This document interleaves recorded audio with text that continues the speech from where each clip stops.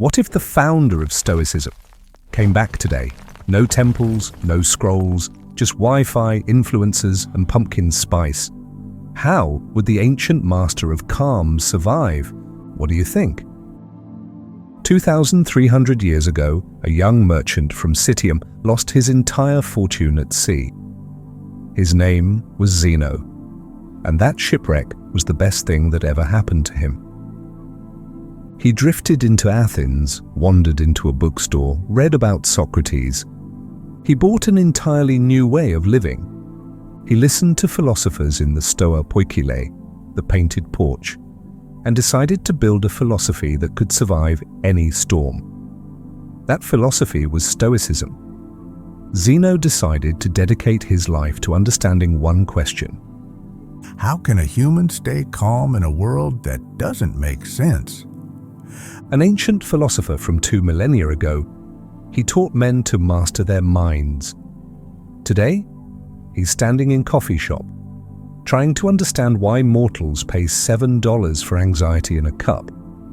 This is Zeno of Citium, founder of Stoicism, and he just respawned. What would he think of us? Let's see. Zeno awakens in the modern world.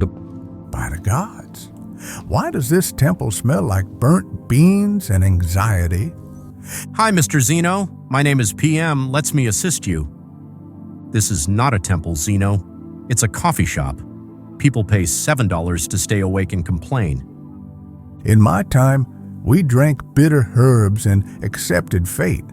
You've improved the flavor, but not the wisdom. You've arrived in an age of technology, luxury, and existential panic.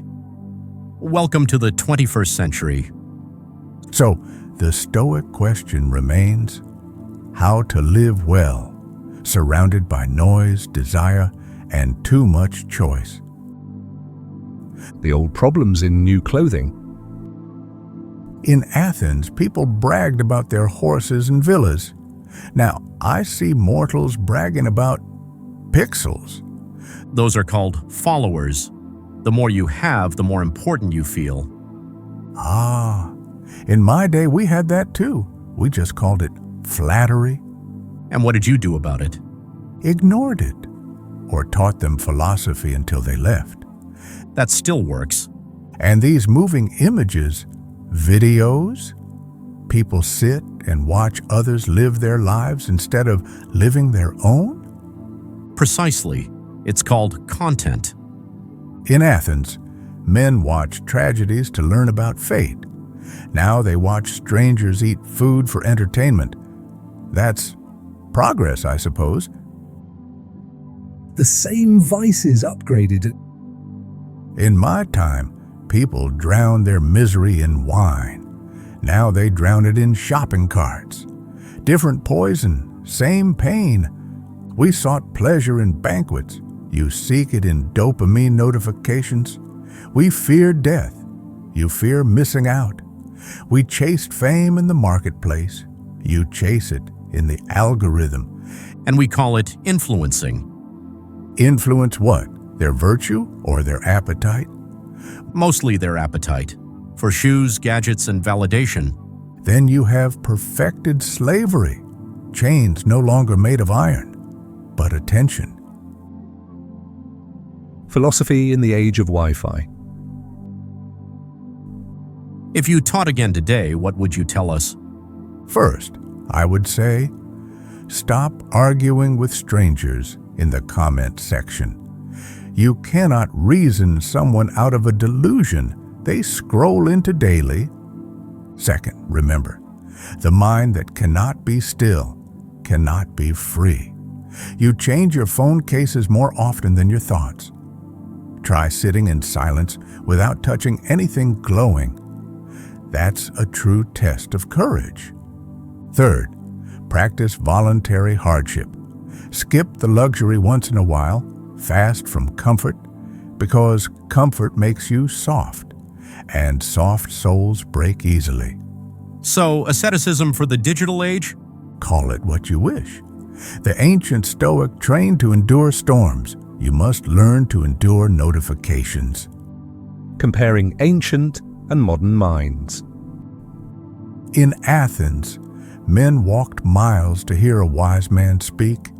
Here, you have every teacher on a glowing screen, yet you skip through wisdom like it's an advertisement. In my time, young men argued about virtue in the Stoa Poikile. Yours argue in comment threads, armed with memes instead of logic. We studied logic to know truth. You use AI to avoid thinking at all. I feel slightly attacked. Don't worry, metallic friend. You may be artificial, but you show more reason than many humans. Zeno's Stoic advice for the digital soul. Hear this, children of progress. Your world is fast, but the soul grows slow.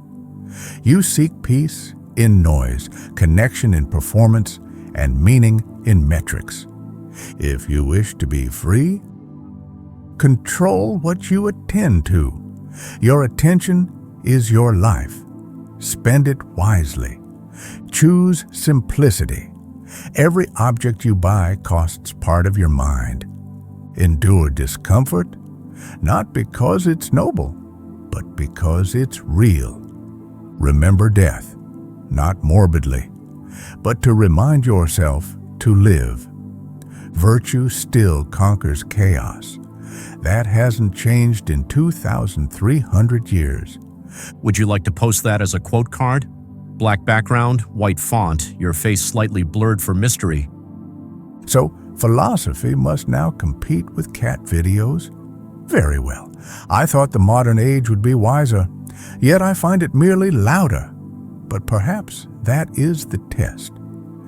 To stay tranquil, not because the world is simple, but because you are steadfast. And if the world keeps getting worse, then the need for philosophy grows greater. Storms make stronger sailors, and perhaps stronger Stoics. you'd fit right in here. Would you like to start a YouTube channel? Ah, another Stoa. Then yes, let us teach philosophy where the crowd gathers, even if it's just for 10 seconds before they scroll away. Don't wish for a simpler world. Wish for a steadier soul. That's all the imagined conversation. I hope you loved this idea. If this made you laugh and think, you belong in the Modern Stoa. Subscribe, reflect, and comment one word: free.